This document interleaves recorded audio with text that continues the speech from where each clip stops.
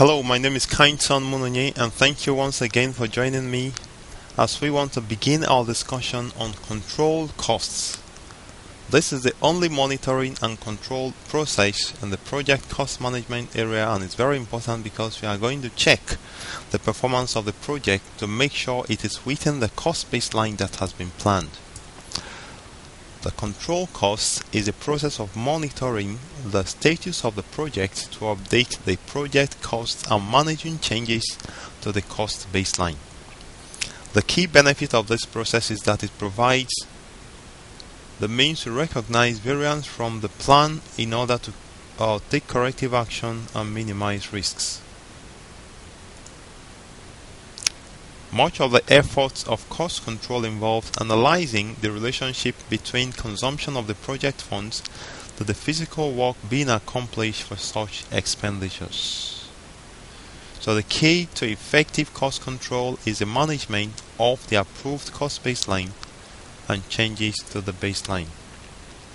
Project cost control includes influencing factors that create changes to authorized baseline, maybe stakeholders, making inputs here and there, ensuring that all change requests are acted on in a timely manner, managing actual changes as they occur. Remember the perform integrated change control to check how the change impacts on the triple constraint of cost, scope and time, ensuring the cost expenditures do not exceed the authorized funding by period, by WBS by activity and in total for the project.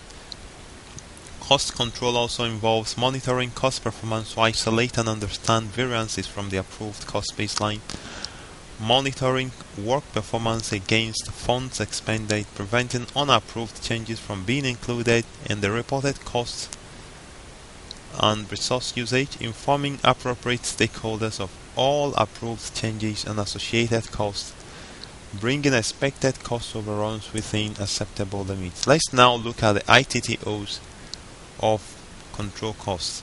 Remember, we look at the inputs and we try to figure out where they are coming from. Cost management plan is an input, is an output of planned cost management. Project funding requirements is also an input to control costs, is an output of the determined budget process.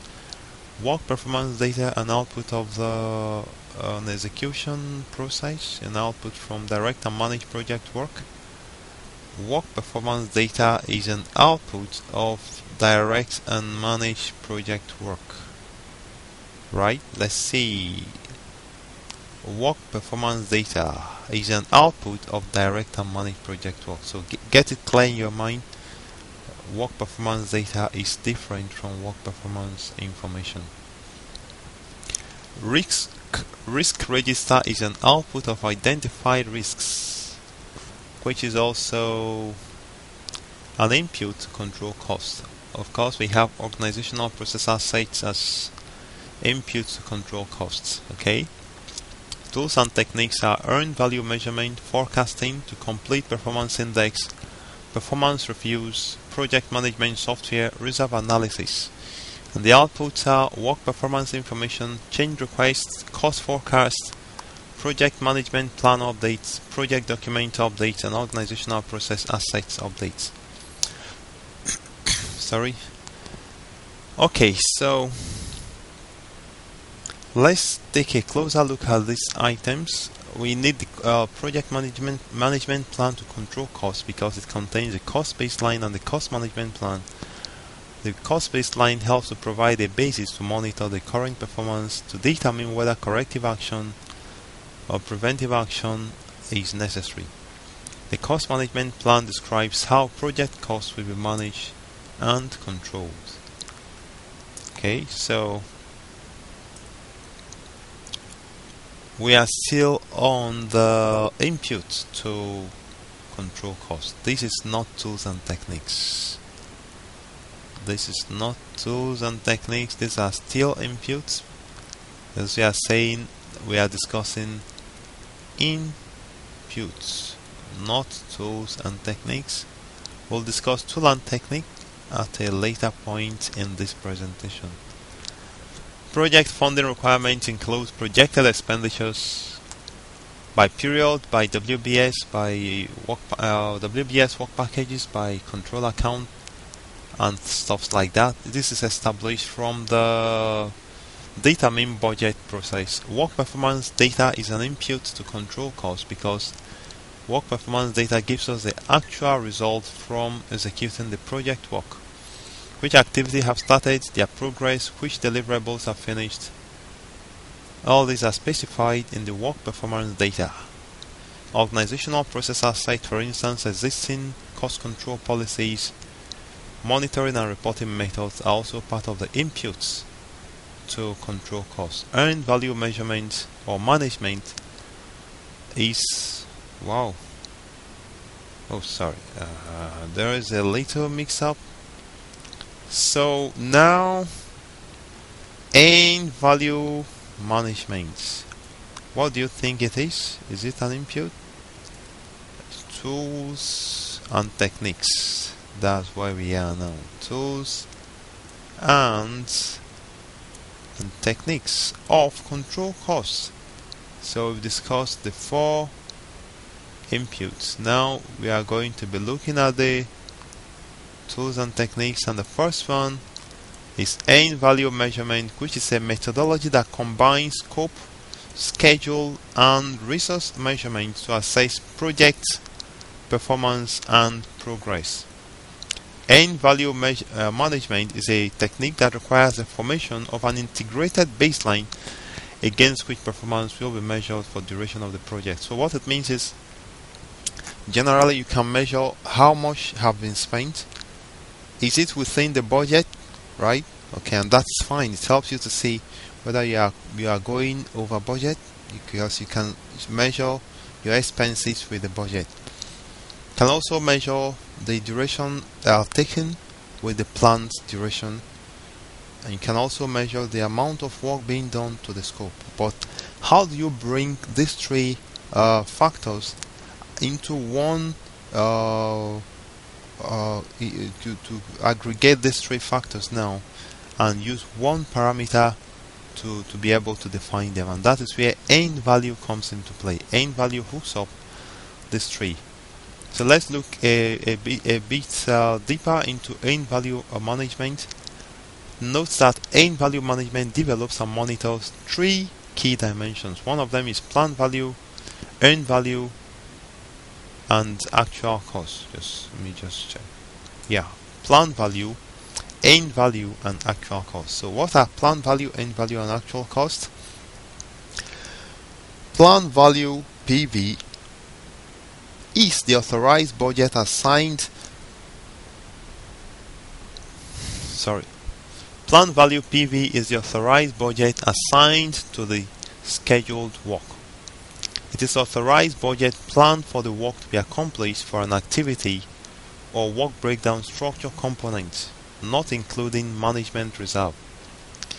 The total of planned value is sometimes called performance measurement baseline, PMB, and the planned value for the project is known as budget at completion. Okay, so that is about planned value. Earned value, EV, is a measure of work performed expressed in terms of budgets authorized for that work. It is the budget associated with authorized work that has been completed. The EV is often used to calculate the percent that complete. Alright. Project managers for sure needs to monitor the earned value both incrementally to determine current status and to determine long-term performance trend. Actual cost for sure is the realized cost, actual cost incurred in doing the work of the activity of the project during the specified time period. It is total cost incurred in accomplishing the work that EV measures.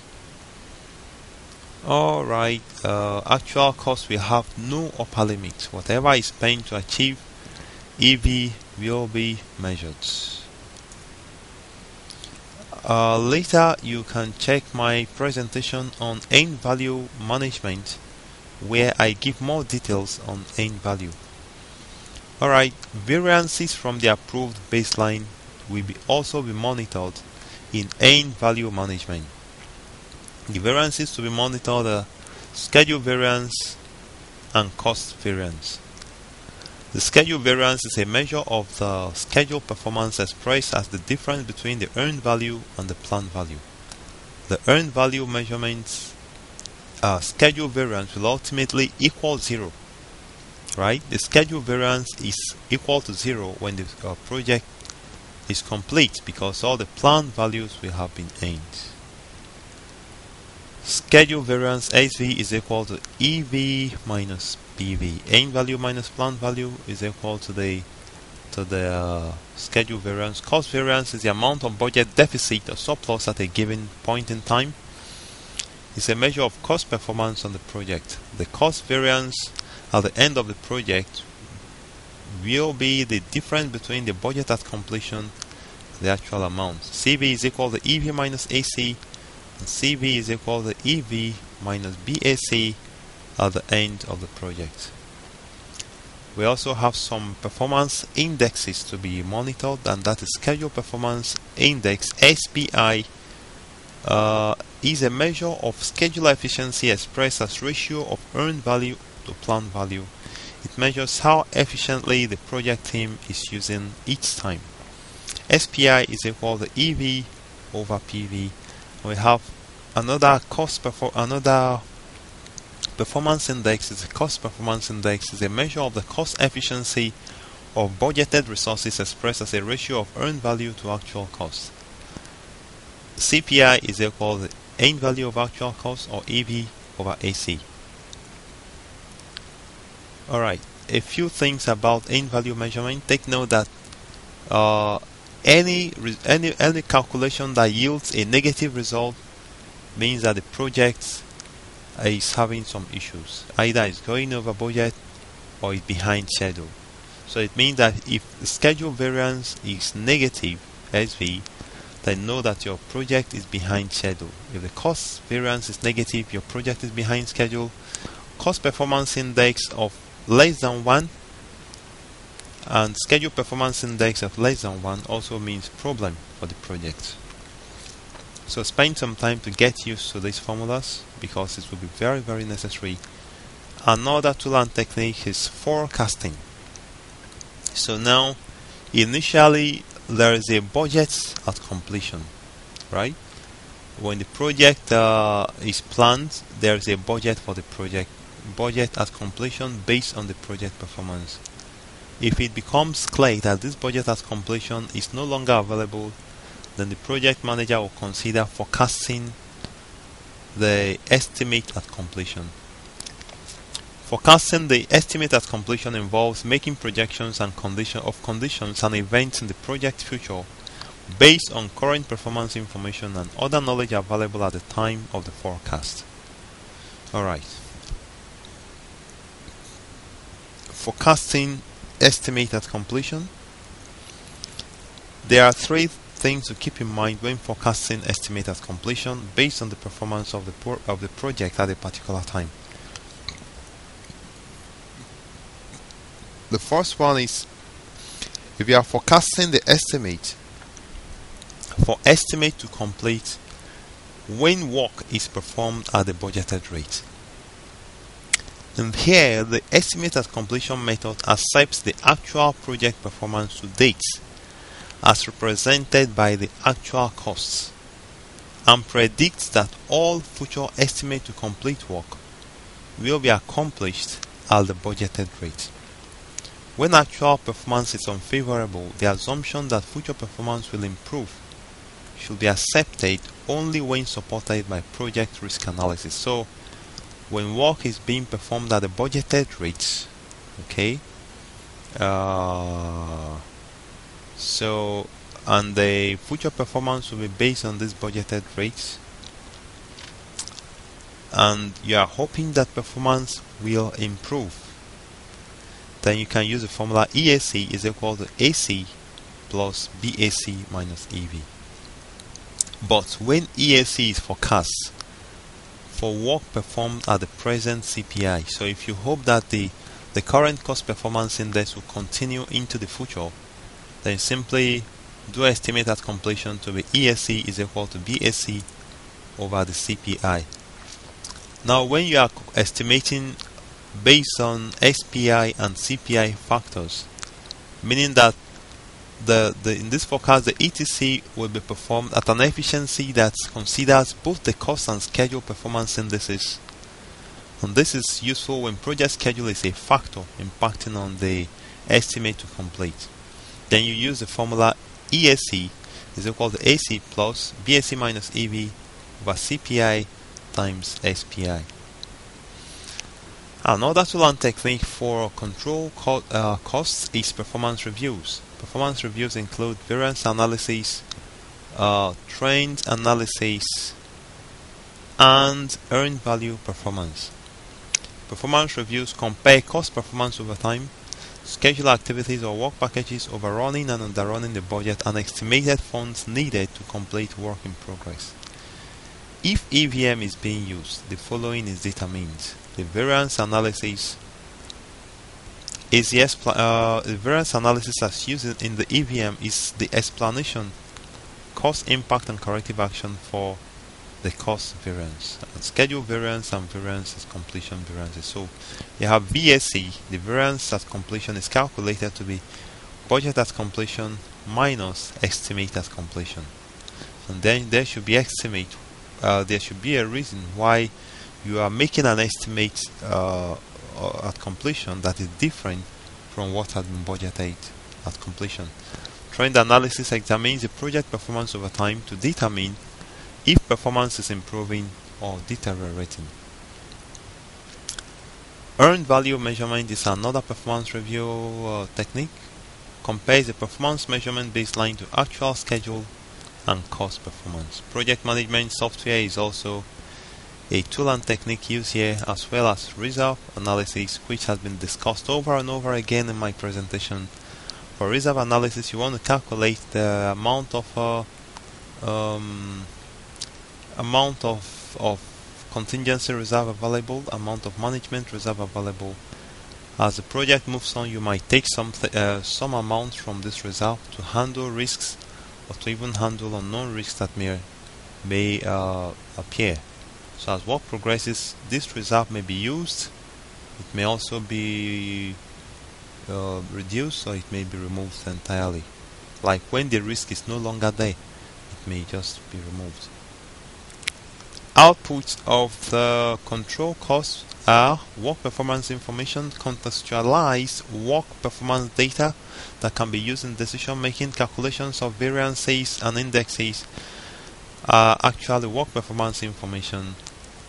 And then we have cost forecasts. For instance, calculated ESC is also part of the output of control costs. Change requests may also be necessary.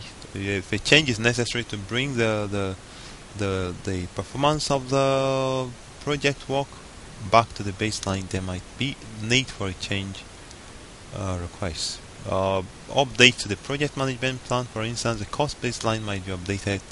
The cost management plan might be updated as well. And then we have updates to project document. For instance, cost estimate and basis of estimate might have to be updated. And finally, the last output is organizational process assets updates. Maybe causes of variance, corrective actions, choosing financial databases. All these might have to be updated, and the cost of control costs. So this is where we are wrapping it up on control costs. As usual, I'm taking you back to the ITTOs page so that you spend some time getting used to these ITTOs. I'd like to thank you very much for joining me. I hope you've learned much from my presentation. Please join me in my next presentation, as I'm going to start discussion of a completely new knowledge area, and that will be project quality management knowledge area.